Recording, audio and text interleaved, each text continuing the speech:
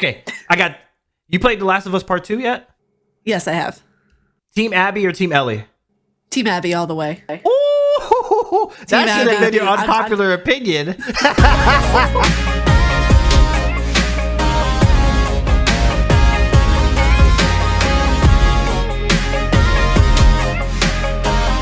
What's going on, you guys? It's your huggable hipster here, and welcome to today's podcast where I am joined by BZ. He's a longtime friend of mine, and he's also a fellow content creator who just got, by the way, to partner on YouTube. Welcome on in, dude. How are you? Thank you for having me. Of course. Are you kidding me? I've wanted to do a collaboration with you for so long, and then finally the time came. Goku allowed it for it to happen. Yeah, thank you. Like, I put out my feelers on there because I know we're all busy and schedules don't always align.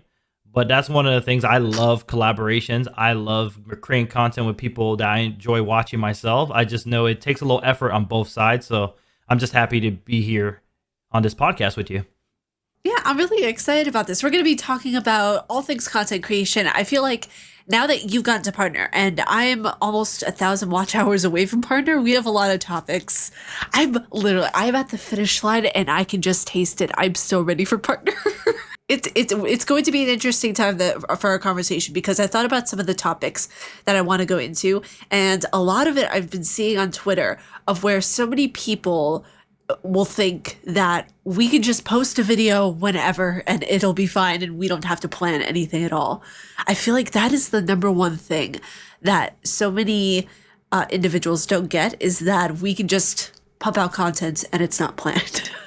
No, there is so much planning, and I feel like that's one of the things that I try to warn folks as they enter into content creation, because they're looking at it from the outside looking in.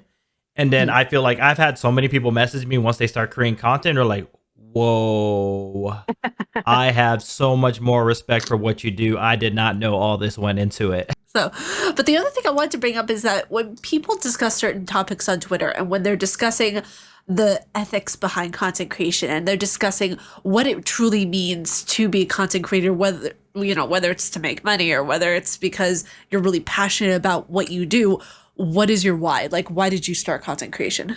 Wow. So the reason why I started content creation is because my friends basically bullied me into it. I had a group of friends that we all used to really play Destiny 1 all the time. And this was back on the Xbox One where they added like the cloud clip sharing. So we'd be raiding and doing all stuff, and I'll be, posting my clips, and my friends were like, man, this is too funny. People are dying during raids. We're just cracking up the whole time, like on the floor laughing. And they're like, man, you gotta start streaming this. And at the time we had been watching a big Destiny streamer, King Gothalion. You may know of him. And I was like, I want to give it a try, but I'm scared because I was like, I have my son, my first kid is going to be born in 6 months. And they were like, no, go for it. Give it a try. And we started back in February 2019, got affiliate in like a month, and been, the rest is history. We've been going in 4.5 years. That's incredible. Again, now the rest is history, really, because now you're partner on YouTube, and now I believe, aren't you on Kick right now as well, or just Twitch and YouTube? On Kick, Twitch, YouTube, everything. Yeah, I just got my sub button on Kick yesterday. We got the YouTube going. Yeah, we're just trying to discoverability is hard, so I'm trying to carpet bomb. I want people to see me everywhere they turn. That way, increase my odds of being discovered, and it's been clicking. Things have been coming together quite nicely. Yeah, I think the old saying is true of where it takes 10 to 15 years to become an overnight success. A lot of people don't realize that because it's like they see your glow up and they see where you skyrocketed, but they don't know how long it took to actually grind to get to that point. So you are absolutely right. You don't know how many times people are like, oh my gosh, like people you fall out of contact or you don't watch someone for a while, and people will DM me and they'll be like, hey, you blew up. I'm like, I didn't blow up. I've just been doing this consistently for a long time. You haven't seen me in a while, but it is not an overnight success. When I first started creating content, I went and I looked at the origin stories of a lot of my favorite big time content creators, Dr. Disrespect, Tim the Tatman, Nick Merckx, all those folks. And I noticed a correlation. All of them had been doing it for about 10 years. Yeah, that's normally how it goes. So that's one thing that I noticed is there's kind of like a formula to how, especially gamers on YouTube, do it of where they'll create their shittiest pieces of work in the very beginning, and they'll be kind of like floating around trying to figure out what content to do, and then they'll really hit their striking point around the 5th or 6th year, and then they'll start to go up because they reach that consistent level. And for me, I don't know where it was for you, but for me, it was when I started posting daily content in August of last year. Yeah, for me, I would say about last year June, with E3 getting canceled and the summer Game Fest coming in. I said, hey, I'm off from work this week. All these events are going on. Let me start covering this stuff. I did. It was well received by the community. Started getting a bunch of watch hours. And I said, F it. Let's push for partner. Let's do it.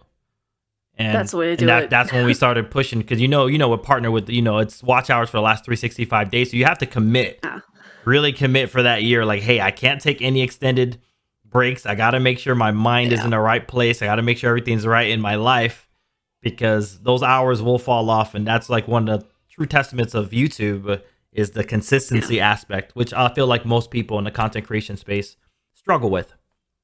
It's one of the biggest struggles that I don't think a lot of people really discuss, because when we think of getting watch hours, we think of, okay, yeah, 365 days, you have to get a certain amount of watch hours, but they don't realize the fluctuation that happens. And I actually did some researching into this. It took me not getting sleep for almost a day and a half, but it worked out well, of where I looked at what time the watch hour peaks and then what time it kind of dips off to make sure that, so YouTube can see what hours are actually, authentic watch hours. So what it'll do is it'll go up like 5 or 6 watch hours, and then it'll dip so YouTube will check. And then it'll go up at 3 a.m. and then it'll dip again. And then it'll go up at 8 o'clock in the evening. It'll go down again at 3 a.m. So it'll have that up and down constant. And I found that out recently, of where my watch time right now is currently 2,975. And it's one of those weird things of where, like, tonight I know it's going to go up to like in the 80s, but then I know it's going to drop to like 80 something. So I don't think a lot of people realize that how much you're just in anxiety mode and getting gray hairs over it. Let me tell you something. I've never checked that YouTube Studio app so many times in my life. Exactly what you're saying. I was doing the same thing. I was refreshing that little tab and seeing the numbers go up and down. And I realized that there's like with the verification of the watch hours, it is usually like a 2-day lag. So I know a lot of times when what I'm looking at is not the most current. So I'm like mapping my head. Okay, if I do this and this, I can do this. And if I push this out, and it's like, there's so much anxiety. And the thing, unfortunately, I feel like a lot of people are in the content creation space alone. And it is so important to have that support system, or just people that understand, that you can vent about those things and understand, because that will definitely keep you in the game in the long run. You also need like a realistic hype person too, like someone who's going to be there for you, but also tell you when, hey, you need to get your shit together too on certain pieces. I remember whenever I was first sharing my journey about getting partner with you, and you were like, you got this, you're going to do it, but just remember to find your niche, find like where you are going to be in your saturation point, but where you have a unique perspective. And that's why I thought, okay, you need to find like a niche within a niche. And that's why I tell people consistently, like, you need to find where you have your passion, and then go deeper within that passion to find your unique spot. And that's where you're going to strike gold in the algorithm. That's absolutely true. Yeah, you have to be passionate, because I think you're going to be doing this for a while, hopefully. So you can't be miserable. You got to create content that you enjoy yourself, for other people to see that, because no one likes to watch content when the person's miserable. It's just like, guys, welcome back. The viewers can tell when you're miserable. Oh yeah, no. I mean, unless it's like a joke of where, like, think of us back in our emo days. I mean, we just do content like that. Everything is content. So the next thing I want to discuss with you is the unfortunate side of content creation. I don't see a lot of people bringing this up in podcasts, of where people who are along just for the hype. Now, this is the part of the conversation that might get a little bit serious, of where I've seen so many times, and I've experienced, I don't know if you've gone through this as well, of where people will call what we do just a hobby, or they'll say like, Oh, how's that thing going? Like you were trying for it and be kind of like paternally sarcastic about it. But people, I guess, like in the industry or outside who are looking in saying that, are you really going to do this for the long term, or is this just something that you are going to be doing to pass the time to an extent? So what's your opinion on people who are friends kind of IRL to an extent, thinking that it might be only be just a hobby and then proving them wrong and then they just end up leaving altogether? Because it does happen. Oh yeah, and that's something I had to really come to terms right in the beginning of the content creation journey is, and I see people struggle about this all the time, is you're really passionate about this new venture, you're trying to create content, and you're trying to do something like get Twitch affiliate or something like that, and you need 50 followers. And you hit up all your in real life friends and all that stuff, and no one follows you. No one helps. Yeah. And you're just like, wow. And sometimes it can make people question, like, do these people not support me? And it's not that they don't support you, it's just that they're not interested. And that's perfectly fine. You'll find that, some of your real friends are just not going to be interested, and that's cool. They can support you in other ways and other aspects because you will find plenty of genuine people that will support you. Like there's so many people I've met on a content creation journey, like yourself. Like we never met in person, but we met online. Yeah. And I support you, you support me, and it's great. And it's genuine because we have similar goals, we have similar mindsets. And I think that's where you should really focus is not focus on the people that don't support you or the people that doubt you or think that it's a little hobby. Focus on the people that do believe in you and that want you to succeed. I think that's a better use of your energy and your time. Yeah, and I think that, for any content creators who are just, up and coming right now or really just starting out, I feel like that's such a crucial point to understand is that focus your time and energy on the people who are going to support you in the long run and be there for you kind of, no matter what, to a degree. I know it sounds like kind of extreme, but it's just, it's so true because like in this industry, not to sound like a Debbie Downer, but it can get very lonely at times. One other thing I actually want to go into this topic is your opinion on what you think of like certain content creators who will get friendship based for clout, like business transactional friendships. Yeah.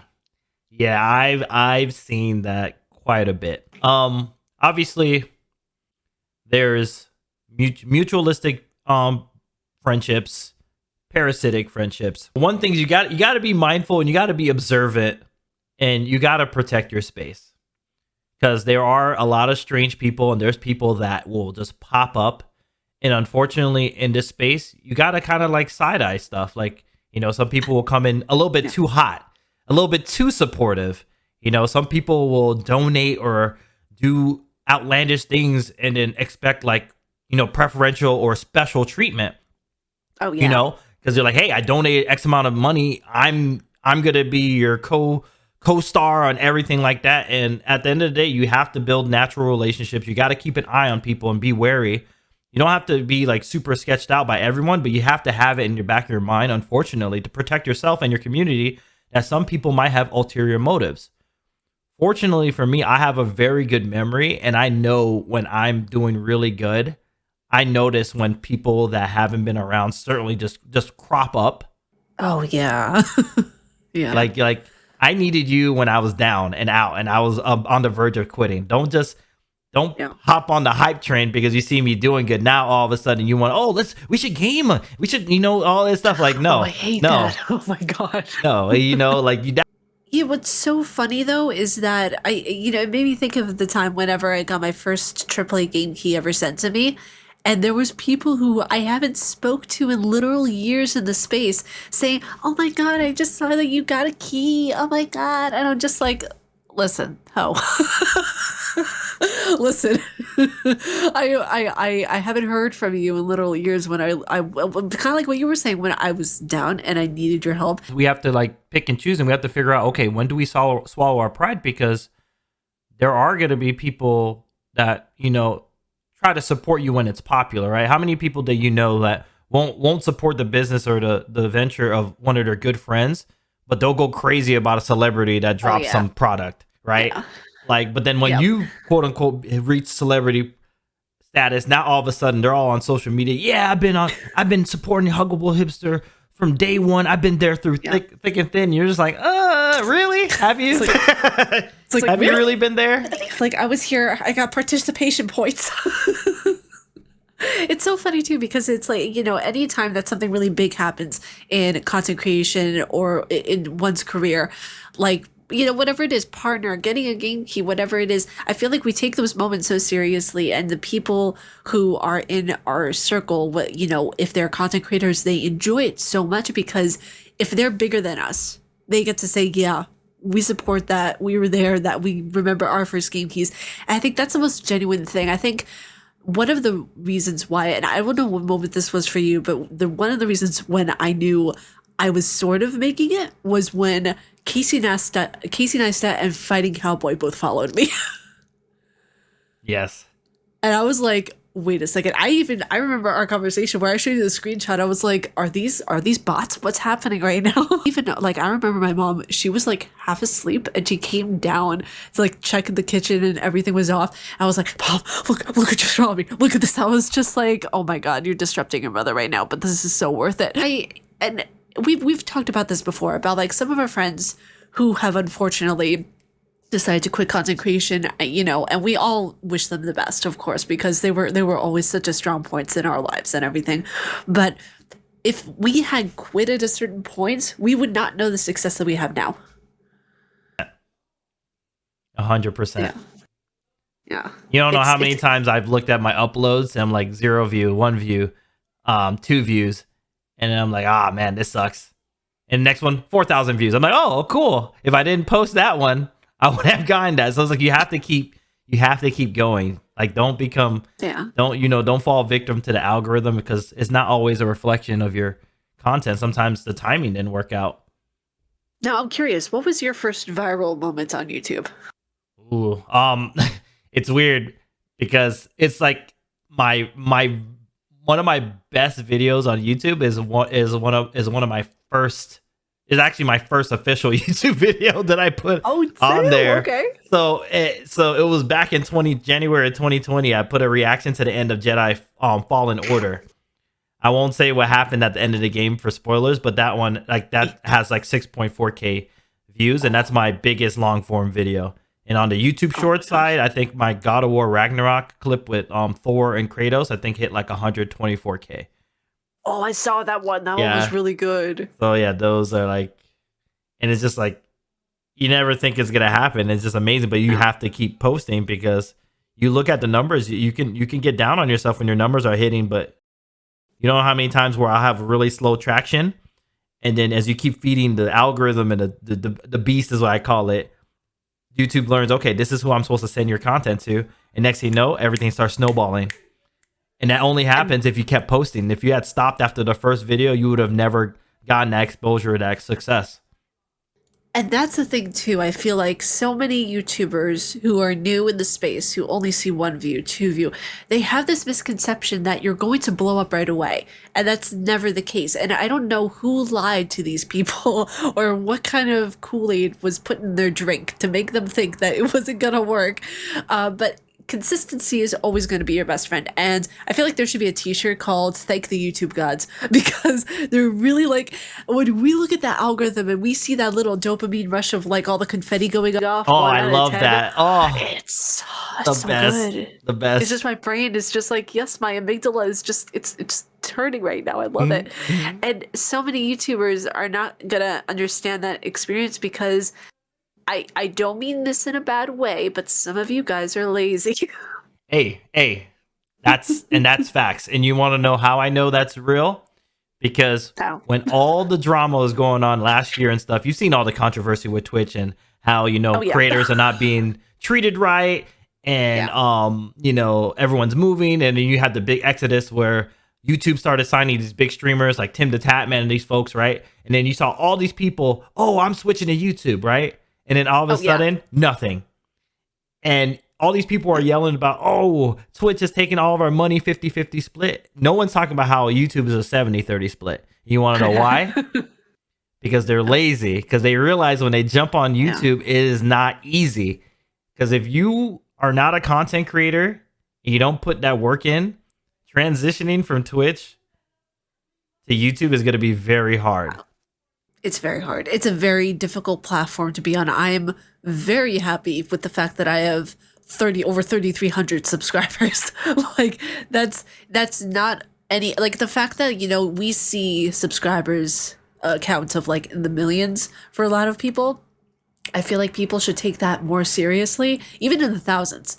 People should take it more seriously than anything, because the way the algorithm works on YouTube, you will either float or you will sink, because you have so much potential right at your fingertips. I mean, like, the fact that people complain about the platform all the time is really nonsensical, because you're given a free hosting platform. You don't have to pay for uploading videos, and you, like, it might take a little bit, but that's basically dependent on your bandwidth and network. So you have been given all of the essential tools to be successful. I don't blame YouTube for taking the cut that they are, actually. Oh, not at all. It's a household name. And that's why, and that's one of the reasons why I started doing YouTube, because I'm a husband. I have a child that's 4 or about to be 4, and my thing is, as I continue creating content, I want to be able to be freed up to do more stuff with my family. So that means, you know, streaming less and making more YouTube content and having that content work for me. You know, because one thing that unfortunately with live streaming is my best months where I make the most money or do the most things, I have to stream a lot. You have to stream. Like, not many people are getting gifted subs and when they're not online. It's one of those things that you have to be visible. But you don't know how many times I've posted a YouTube video, look at it before I go to bed, 0 views, and I wake up and it's like it's hundreds of views the next day because someone on the other side of the world discovered the video, because it's a global platform. Like, I was sleeping and my content was getting viewed. No one's logging on Twitch and going to people's VODs and watching after you're live. That's the thing. Oh, you just reminded me. Yeah, that was actually what happened with my Destiny 2 video of meeting Commander Zavala for the first time. Rest in peace, Lance Riddick. That was probably the most emotional Destiny video I ever did. And I woke up, I went to bed, it was like at 15 or so views. I woke up almost to 700. I was like, holy shit.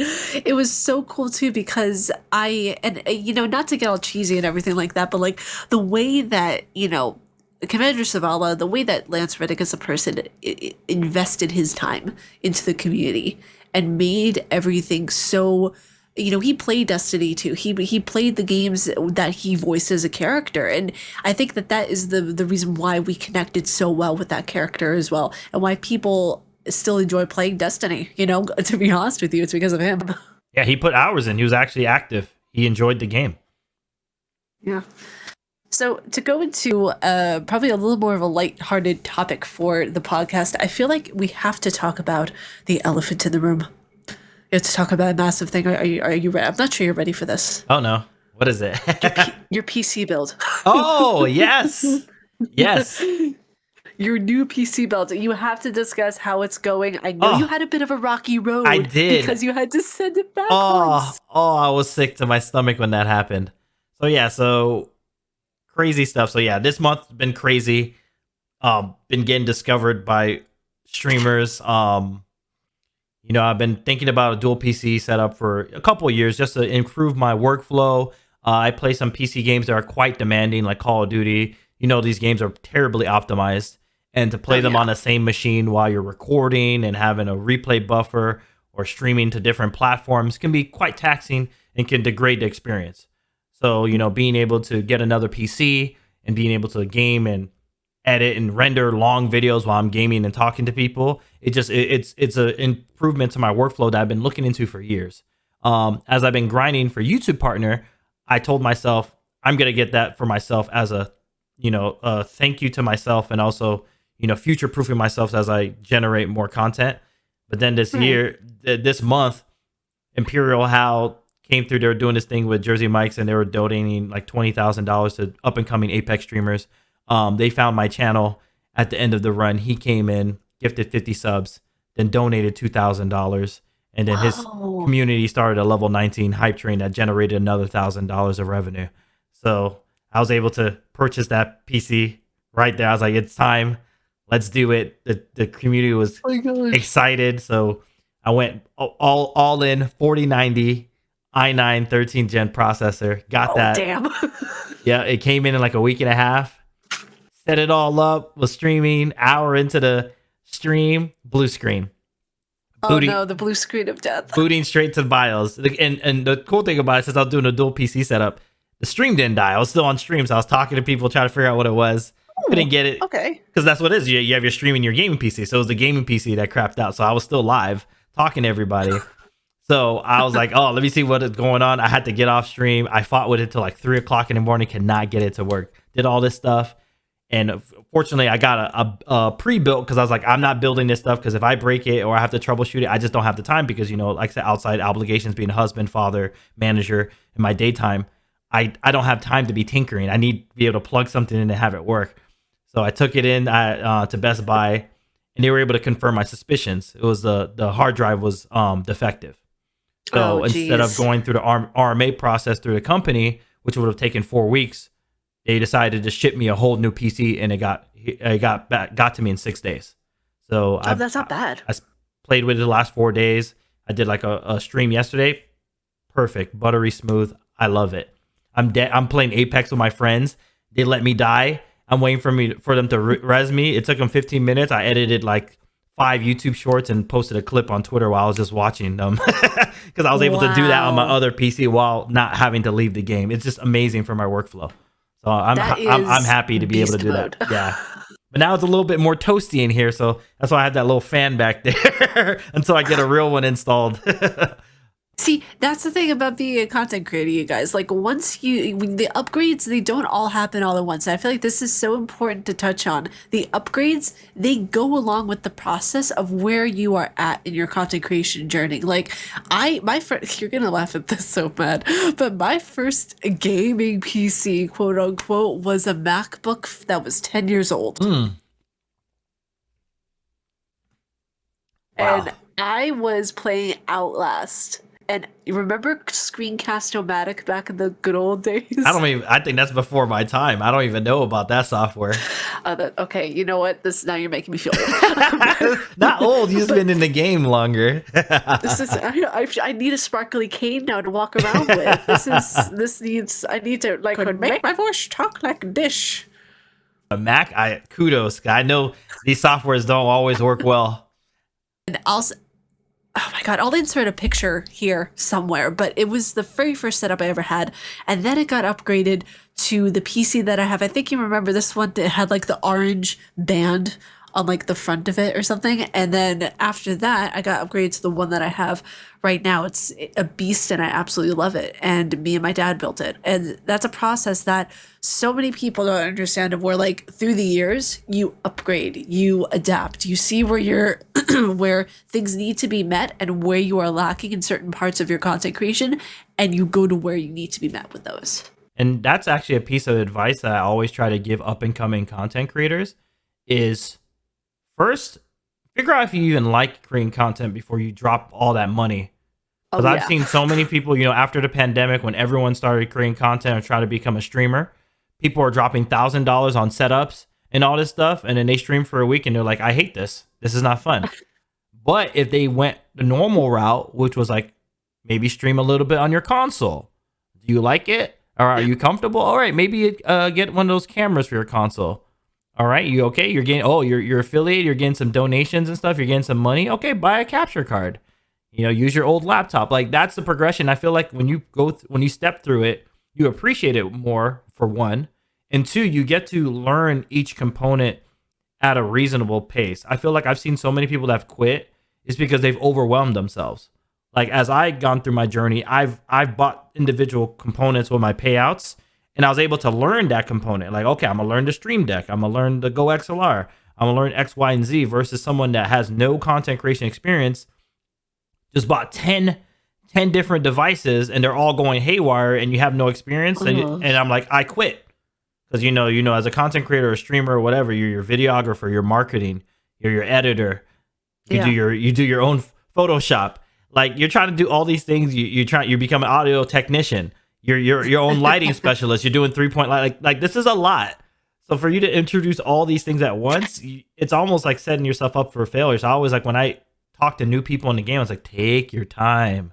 Yeah. Enjoy, Take it easy. learn, tackle one component at a time. Okay, you don't like your audio, focus on your audio for a few weeks. All right, get that nailed down. Okay, work on your lighting. But to do it all, it's just a sustainable pace. You got to find a sustainable pace that works for you if you want to be in the game for the long haul. What would you say if your kid wanted to go into content creation someday? He does. Okay. He loves coming on here and like getting on the camera. They pull up my stream in the living room. He'll watch me, and he like watches his little YouTubes, and he'll tell me like and subscribe. And he loves that I have a YouTube page. He loves going on my profile. He was like watching one of my Star Wars videos, and he was like reenacting the fighting. So he loves it. Like he wants to be on there so bad. I haven't put him on YouTube myself or made him YouTube because I'm not trying to exploit my child. I want him to be a little bit older and have him make that decision on his own. But he is so into it. He loves technology. He loves computers. I haven't let him start gaming outside of like Chuck E. Cheese because I know he's going to be addicted. I started gaming when I was 5. So he's 4. He's about to be 4. So he's like right there and he's itching. I have so many games. So many games I want to show him. It's just I know I'm not going to be able to pry it out of his hands if I do it right now. Yeah, that's the thing. Like, I started gaming when I was 10, and the first video game I ever played was Resident Evil 1 Remake on the GameCube. And I was scared shitless. I was scared shitless. And then it was like I gave the game gift back to my dad because he was like, I didn't think you were going to be scared. And I gave it back to him. And then I couldn't stop thinking about it. I couldn't stop thinking about the story and how it was all like enveloping. Because the last point that I got up to was when I saw a Crimson Head for the first time. And I was like, oh my God.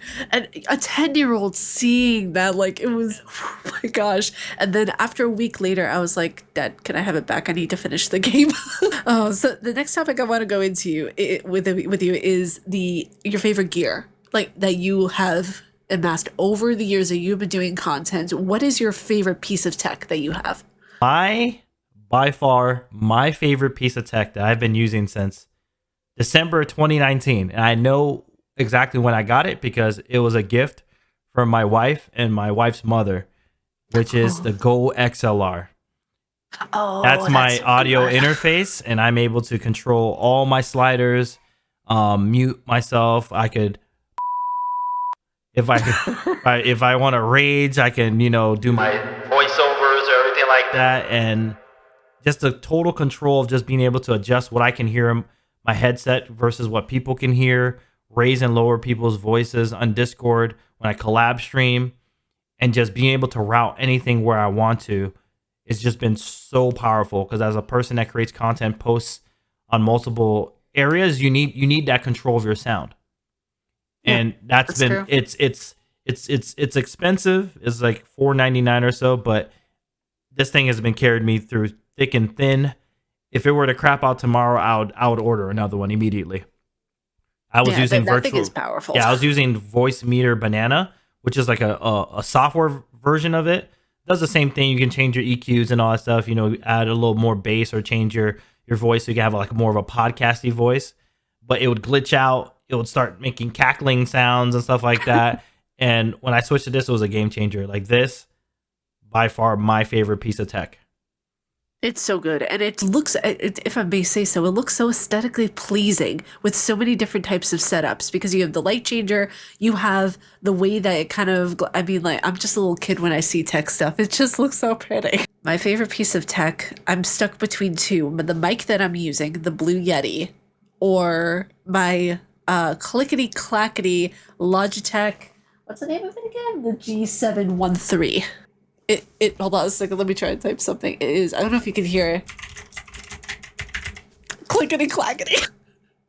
So the next thing I want to discuss with you, and this is kind of just like more gamer locker room talk, if you will, but when it comes to certain types of games and FPS discussion and all this kind of thing, where do you lie on this entire conversation of if a game should be 30 FPS or if it should be 60 FPS?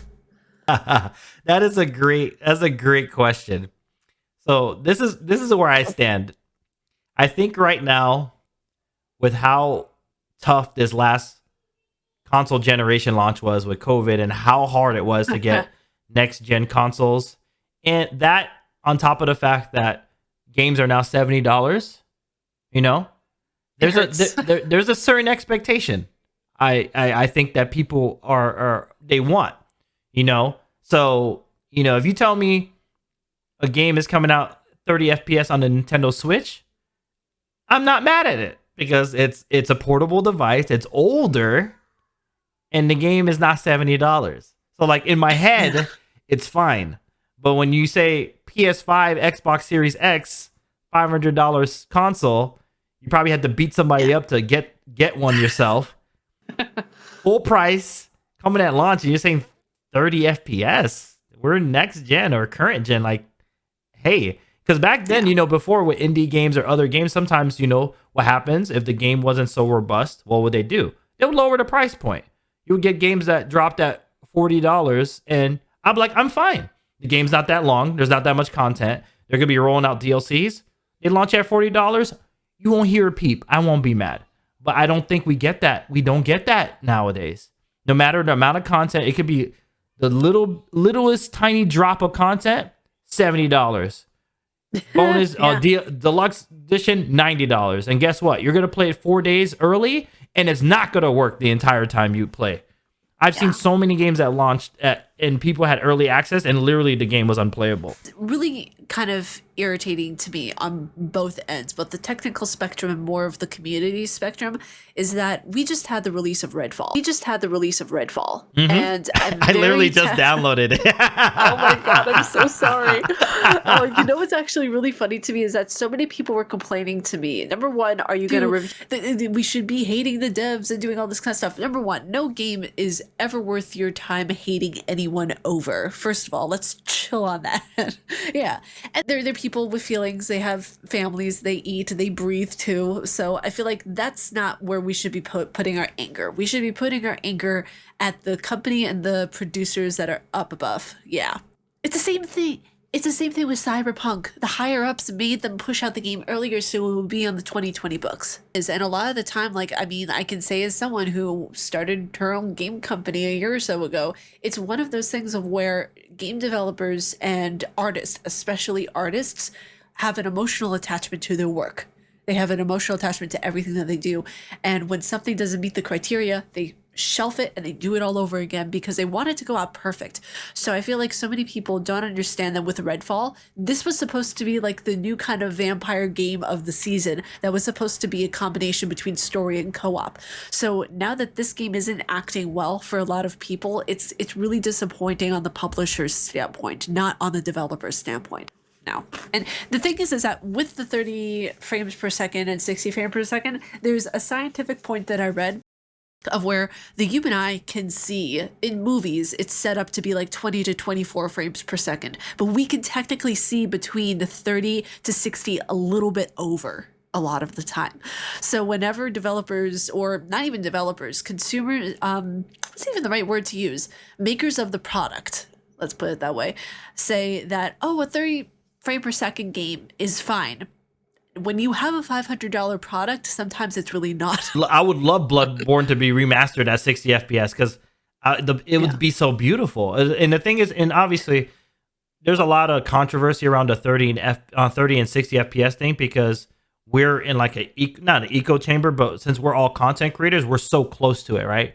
Like me, when I go back to playing games at 30 FPS on my Switch, it makes my eyes bleed. Like literally it makes my eyes bleed because I'm playing games at 170, 180 and I edit content. So I look at video, I look at gameplay footage, and I'm going through frame by frame. So I can tell clear as day as soon as something is choppy and I'm like, yo, this is looking like it's at 30 FPS. Like I can tell. But unfortunately, people forget that the majority is casuals.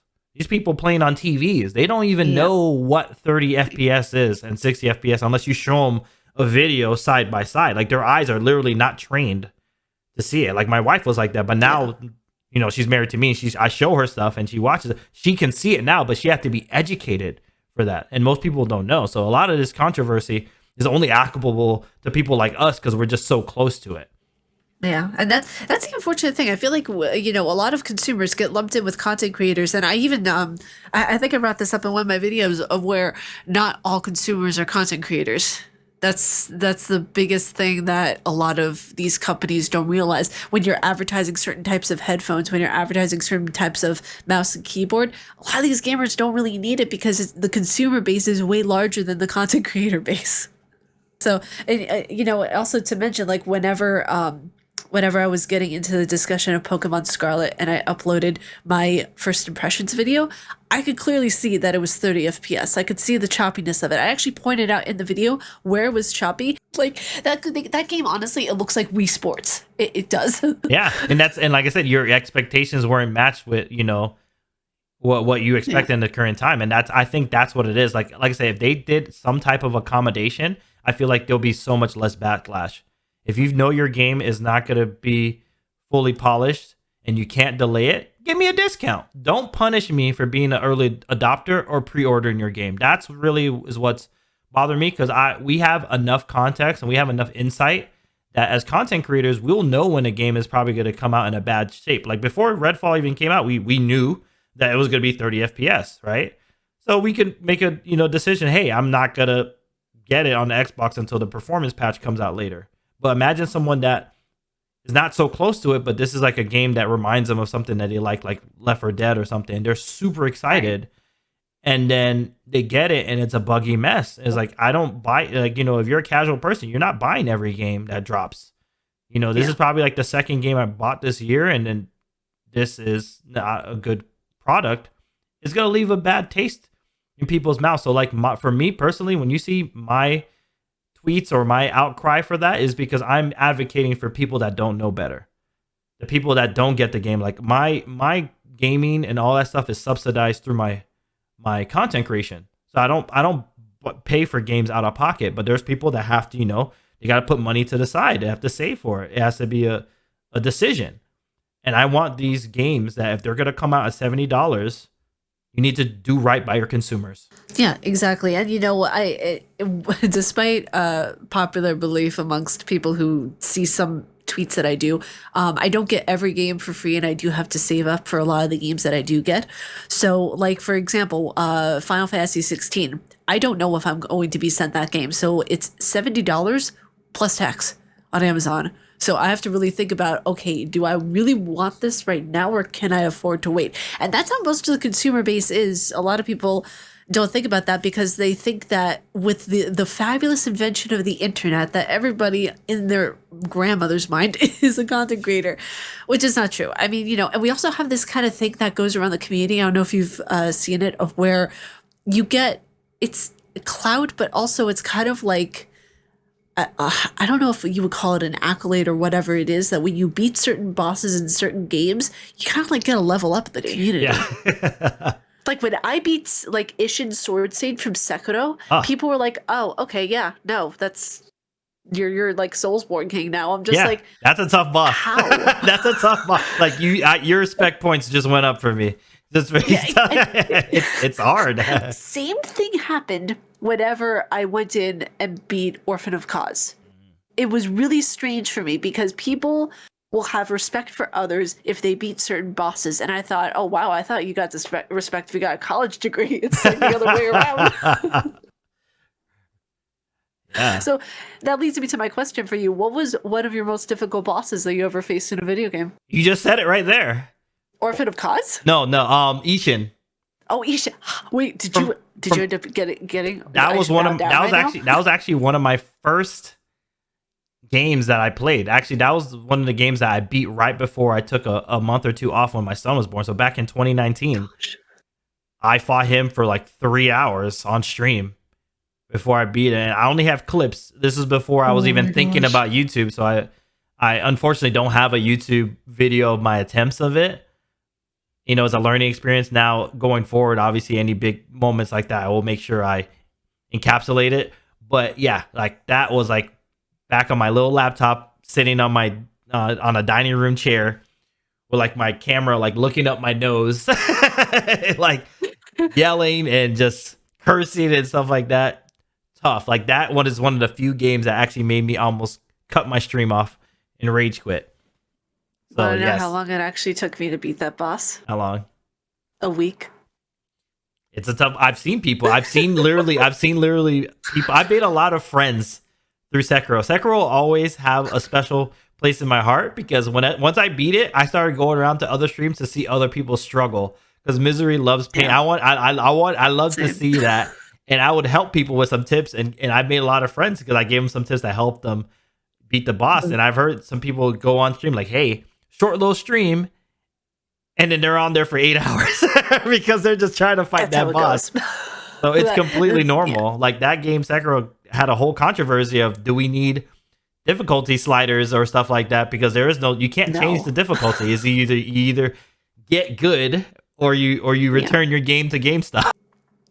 See, my whole theory on this is probably where people are going to get slightly triggered, is that I fully believe that any person, I'm going to say this, so imagine it like big, bold letters, any person that is able-bodied and can use all of their limbs can finish the game Sekiro. You just need to have patience, and you need to understand that it's not the end of the world if you don't beat the boss. Just take your time with it. And the first time I actually ever felt that was when I beat Dark Souls and got my first boss battle, was that I really felt like, oh, I can do anything, even in real life, which is odd that a boss battle can make you feel like powerful even in your waking life too. Of where, I think it was Smo and Ornstein, and those two gave me a run for my money. It was, it was the big cannibal with the little fox. That's just what I wanted to call them. And it was so funny because I found out later on through the lore that Smo and Ornstein, I think Smo was a cannibal and Ornstein was a protector of Guinevere. And I was like, why do you have a cannibal protecting you, first of all? I'm sorry, did he want it, have like a meal on the side? I'm not sure about this. Yeah, it's the grit. It's the grit. Like that's why it makes you feel powerful in life because you didn't give up. It's a mentality and it's a tendency. Like I've made a lot of good friends through gaming because you raid and you play these tough missions with some people and someone that's like, I'm gonna stick through this for 6 hours. I'm not getting off this until we beat it. I don't care if my eyes are bloodshot tomorrow for work. We're beating this tonight. Something about that determination and that loyalty and going, like, some of these people you play video games with, I was like, I'll go to war with you, because you got my back. Like you sacrificed sleep, you made sure I got it, you did everything to help me, you carried me through to the promised land to get the dub. The promised land, I like that. Yeah, so like it's good. It makes it'll make you feel powerful in real life. So next segment I want to be able to touch on is something of where like it's more of nostalgia and kind of looking back on achievements, because I feel as content creators, we often are too much have the blinders on, and we're going forward and we're seeing so much of like the product that we produce. I would see we see the work that we put out and we see everything that we're doing, but we don't really take the time to take the blinders off and really kind of evaluate where we are during the year a lot of the time, or even during the month. Yeah. So I want to know for you, and I'll answer it after, answer yours, but what is your reflection on this year so far in content? Wow. Yeah, this year so far has been pretty crazy because, like I said, I feel like and people tell me all the time, they're like, oh, you should be, you should have more recognition, more people should know about you and whatnot. And they're not wrong. And I've had those instances where I'm like, oh crap, people are noticing me. Like earlier in like okay, it's really close, so I'll say December, a big talker named Slater, Warzone, he does voices and he sounds like a kid and he's trolling people. He raided me with his community on Christmas. Like it was just I was streaming wearing my Christmas pajamas. He raided me community, blew up my alerts and all that stuff. Huge. January, viewer comes in, it's like asking me stuff like, hey, where are your donations and stuff like that and all that. And I was like, oh, whatever is here. Just keeping it going. And then boom, $1,000 dono. I'm like, what? And they're like, yeah. They're like, I was like, why'd you do that? They're like, I've been looking for a streamer for the last 4 days to donate. They're like, I'm blessed. And I like to give back to the community. And I love your vibes and your energy. Keep it up. And then and then the Imperial Hal thing just happened earlier this month. And then this year's goal was to hit YouTube partner. We hit that in April. The day before the Imperial Hal thing, 2 weeks before then, I got my first TikTok ad sponsorship for one of my Need for Speed clips.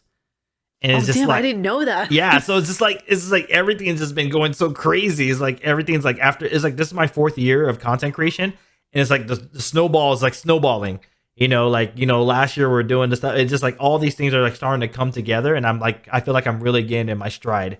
So I'm like more motivated than ever. I got the support of my family, my friends, and I'm just ready. I'm so proud of you, seriously. I mean, like, I know this is gonna be hella cheesy, but yeah, I'm just so incredibly proud of the work that you put out there. Not only having, a job that you do besides content creation, but you have a family and you do things outside and and that's the most important thing I feel like when you're working in content and you're making it a goal to actually have it as a full-time job. People need to understand balance between life and work, and it's so difficult to nail down. Like, until you get to a certain point, it's so difficult. And I think for me, it's been kind of silly to think about because I don't even think that this is real. Sometimes I feel like it's a dream and I'm just gonna wake up from it.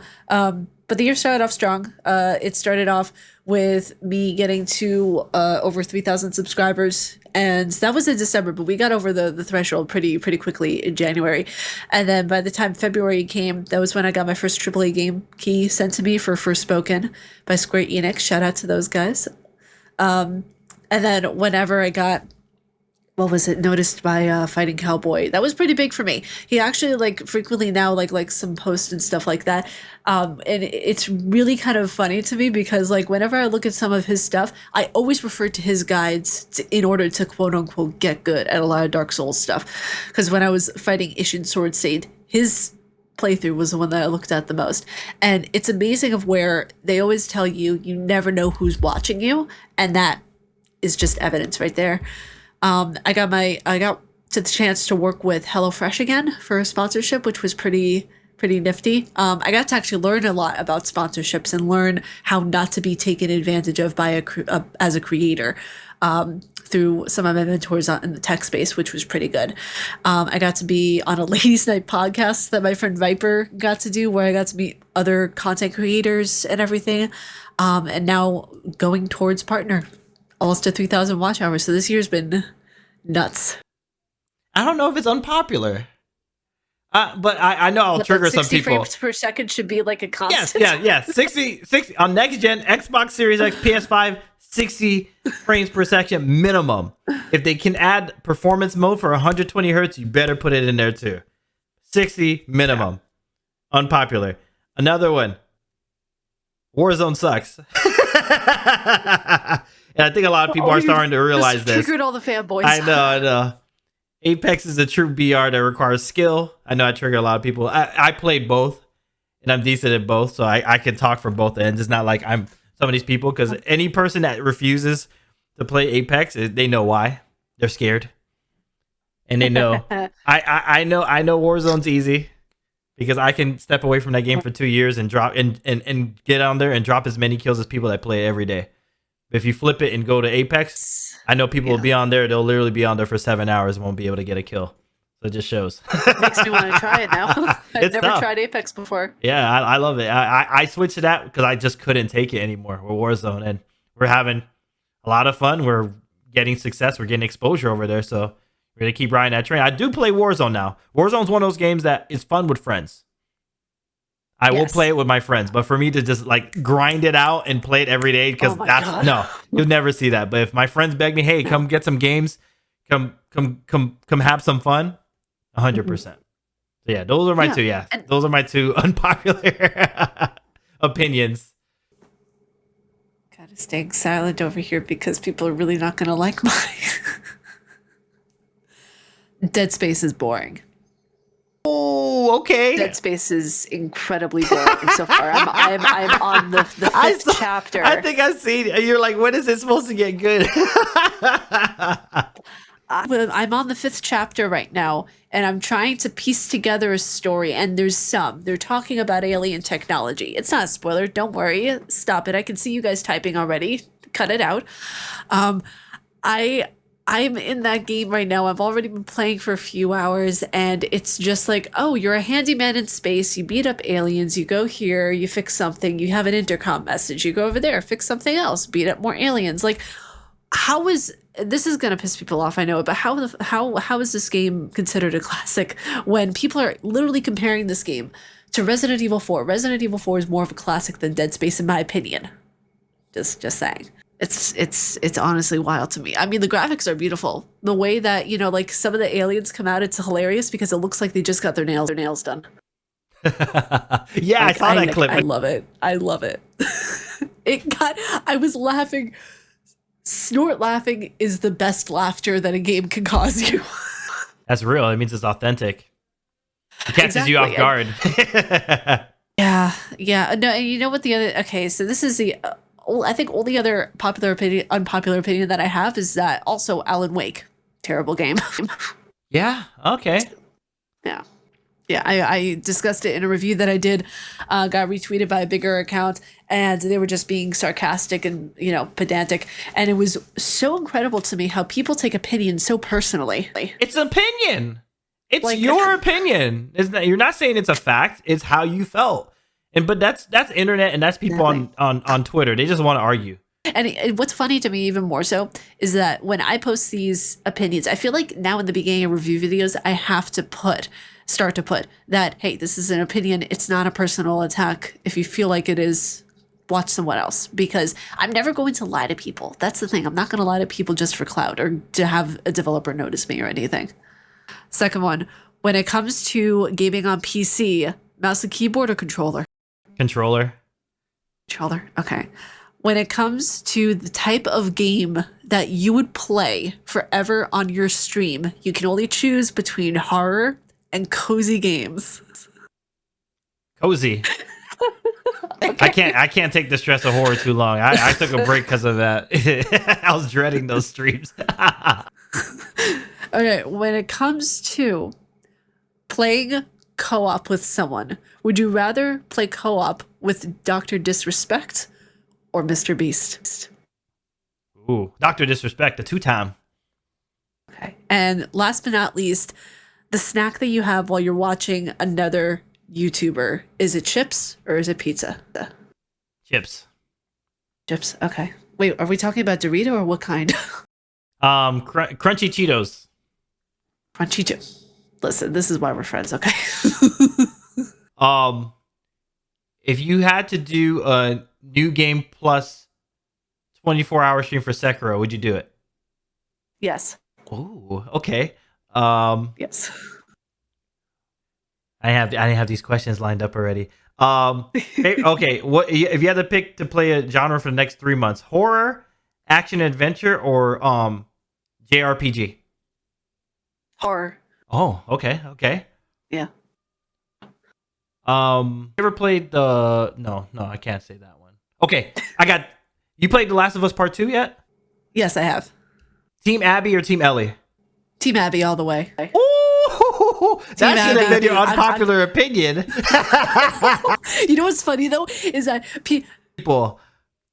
Abby wins though. Like, she's more of a human than Ellie is by the end of the game. Definitely a lot of gray area, but like that was super divisive. Like, whoa, okay, that was your unpopular. You would have pissed a lot of people off by saying that. I need to edit that into the beginning of the podcast to start that off.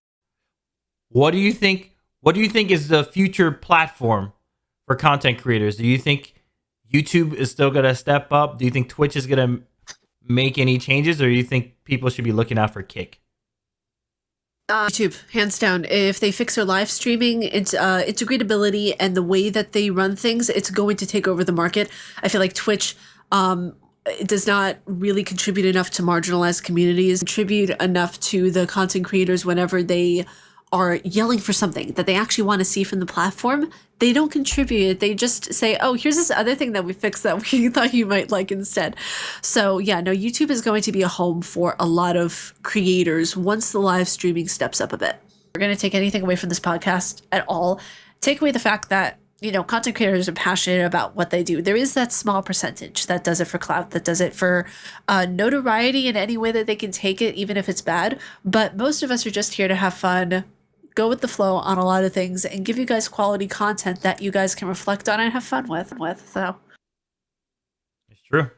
Enjoy the journey, all you content creators out there. Enjoy the journey, Yeah, enjoy the enjoy it. process, have fun.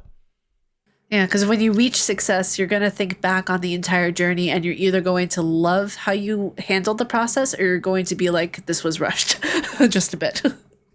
So, but BZ, I really appreciate you joining me for this podcast. It was so much fun, chaotic in the best way possible. Of course. Thank you so much for having me. Of course. Are you kidding me? I was so happy that I was able to get you in for a podcast because I knew that this was either going to go one of two ways. Either you were going to be like, Ariel, what are you doing right now? You are acting like you're on crack. or we were going to share the chaotic nature together. And I feel like that's the best part. Whenever content creators who have the same mindset get together in a room or doing content or whatever, it's just all good vibes all day. And I love it. We're all about those vibes. Yeah. But thank you guys so much for joining me. If you guys like our faces and what we do, please be sure to subscribe. His stuff will be down in the description below for you guys to check out, subscribe, watch streams, all that kind of stuff. And if you guys like our faces and what we do, please be sure to subscribe, hit that bell down below, and I will see you all in the next video. May you find your worth in the waking world, dear hunter. Bassa.